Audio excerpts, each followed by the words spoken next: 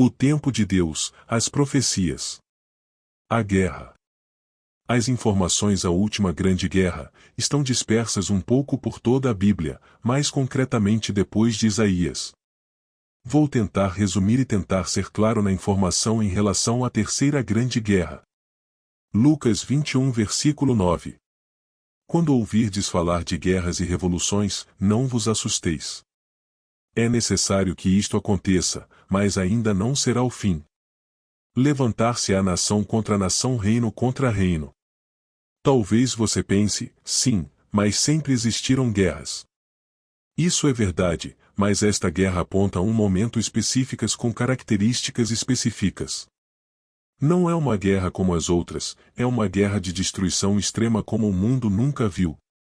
No entanto, neste texto fala de guerras localizadas numa região específica, as terras de Gog e Magog. A Bíblia fala nas terras de Gog e Magog, porque os países envolvidos ainda não tinham um nome correspondente na época da realização das Escrituras, portanto, tinham de utilizar um nome que tivesse uma correspondência. As terras de Gog são as terras da Rússia e Magog as terras do norte da Europa, mais concretamente as terras que incluem a atual Ucrânia e toda a fronteira com a Rússia até as terras da atual Alemanha. Essa guerra terá duas fases, a primeira em que Gog sai derrotado e é considerado como eliminada. E uma segunda fase que parte de uma aliança de guerra poderosa, que acontecerá dentro de 10 anos aproximadamente. Apocalipse 13 versículos 1 a 3. Então, observei que emergiu do mar uma besta que tinha 10 chifres e 7 cabeças, e sobre os chifres, 10 coroas, e, em cada cabeça, um nome de blasfêmia. E a besta que viera semelhante a um leopardo, porém tinha pés como os de urso e boca como a de leão. O dragão passou à besta o seu poder, o seu trono e grande autoridade. Notei que uma das cabeças da besta parecia ter sofrido um golpe mortal, contudo, tal ferimento de morte foi curado. E toda a humanidade ficou maravilhada e seguiu a besta. Versículo 11. Vi ainda emergir da terra outra besta com 2 chifres semelhantes aos de um cordeiro, e ela se expressava como o dragão.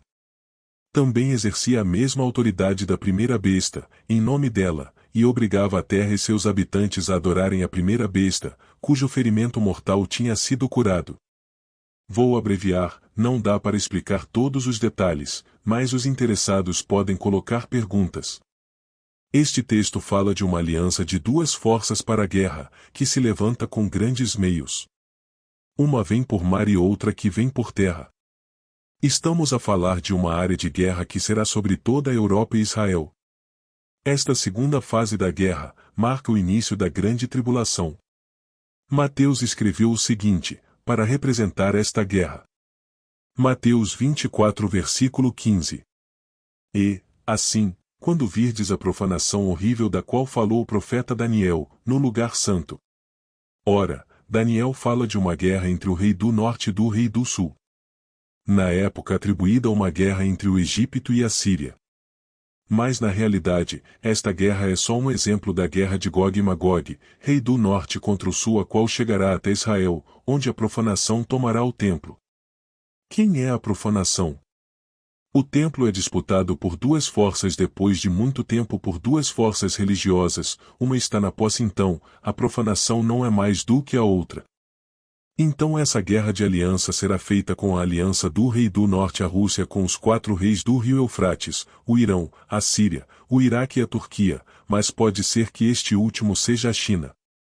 Eu penso que é a Turquia, porque a China não está próxima do rio Eufrates, mas posso estar errado. Esse texto está no livro de Apocalipse 9 versículos 9 a 13, onde o 6º anjo toca a trompeta, que dá ordem aos 4 anjos de ir à guerra. Daniel descreve a imagem desta aliança de guerra. Daniel 11 versículo 31. Seu poderio militar se levantará ferozmente a fim de profanar a fortaleza e o templo, acabará com o culto do holocausto diário e instalará no templo a abominação, o sacrilégio terrível. Jesus diz que as profecias, embora assustadoras, não são para trazer o medo, mas o conhecimento, o pré-aviso, para que quem crê se prepare para os dias difíceis e aguente firme a sua fé, porque tal como Deus tirou os escravos do Egito, também tirará os crentes desse fim de tempo. No entanto, não antes de passarem pela prova do fogo, pelos dias difíceis e contrário aos nossos anseios. Esta mensagem tem como objetivo partilhar conhecimento. Leva a esperança de que Deus fale com você através da mensagem, pois eu revelo uma parte. Como diz a palavra, nós conhecemos em parte, porque tudo se completa juntos, onde o Espírito revela a totalidade. Partilhe o vídeo e assista a muitos outros já realizados.